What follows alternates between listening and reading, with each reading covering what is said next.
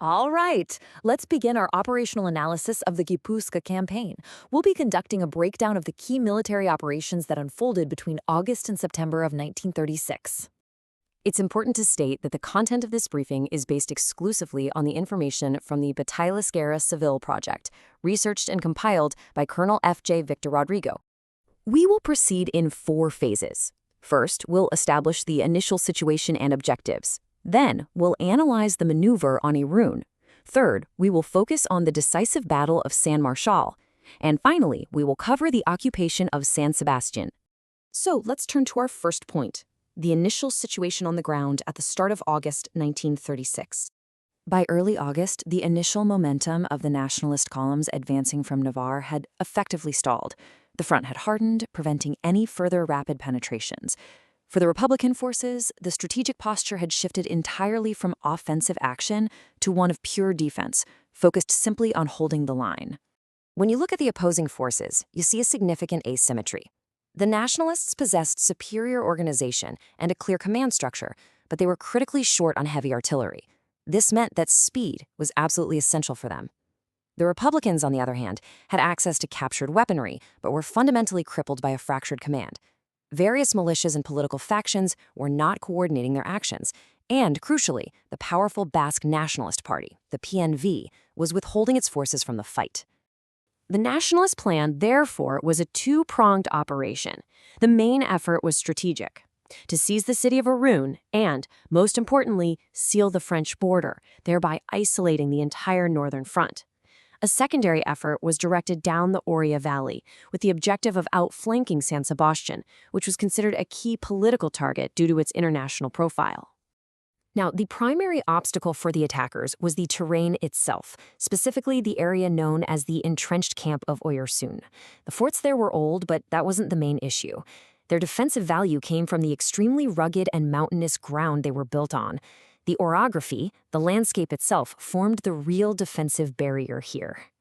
Initially, the Republican forces were the ones to seize the initiative. Boosted by the capture of the Loyola barracks, they brought their newly acquired heavy artillery and even an armored train into action. They subjected the nationalist forward positions around Oyarzun to a continuous and severe bombardment, which made any attempt at resupply or casualty evacuation extremely hazardous. That brings us to Section 2, the maneuver on Irún.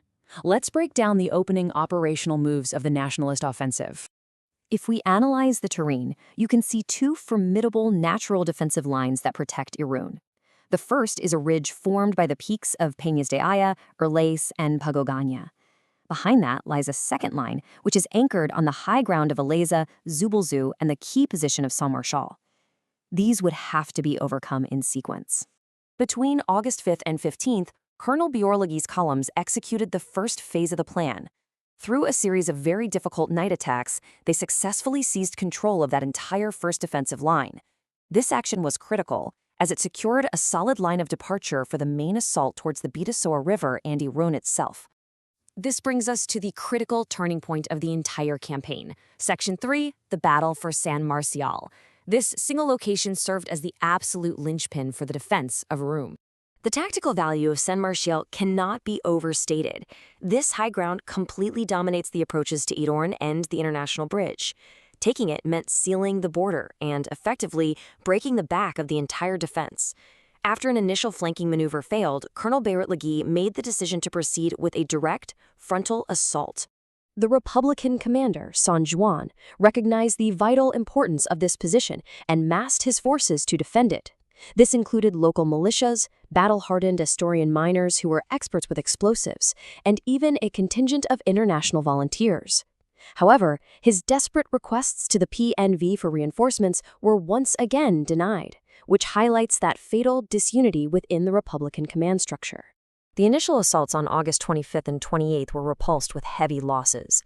The defenders were well organized in a system of trenches and concrete strongpoints supported by automatic weapons. The deadlock was only broken on September 2nd. The final assault was preceded by a massive concentrated artillery and air bombardment, the most intense of the war to that date, which systematically suppressed the defenses and allowed the nationalist infantry to finally break through and seize the heights. You know, the surreal nature of this battle is captured perfectly in this quote.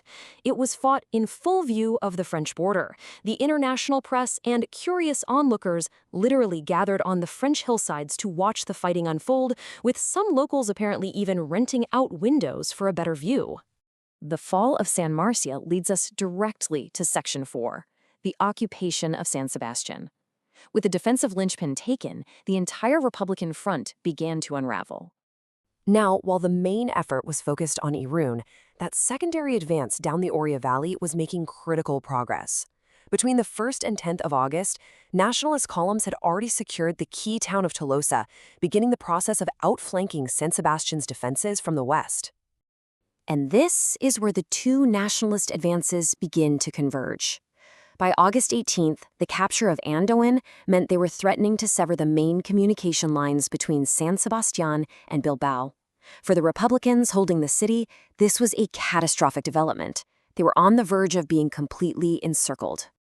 This new military reality forced a political decision.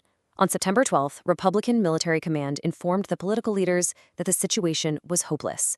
To avoid a bloody and ultimately pointless battle for the city and to save their remaining forces from encirclement, the difficult decision was made to evacuate. The result of this was the unopposed entry of nationalist columns into San Sebastián on September 13th.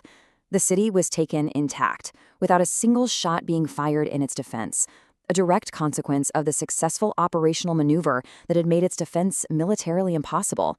And there's a fascinating historical detail here. The very first unit to enter the city was not the main army, but a small, daring patrol of 40 requetés, traditionalist Carlist militiamen, who simply walked into the city hours ahead of the main force. And here we see the final result. By September 13th, the campaign was over. The nationalists had achieved all of their primary objectives. The French border was sealed, San Sebastián was taken, and the province of Gipuzkoa was almost entirely under their control. So, the key takeaway is the effectiveness of a well-executed operational plan against a brave but politically divided defense. And this victory left a lingering strategic question. With the northern front now completely cut off from outside help, how would this new strategic isolation shape the rest of the war in the region?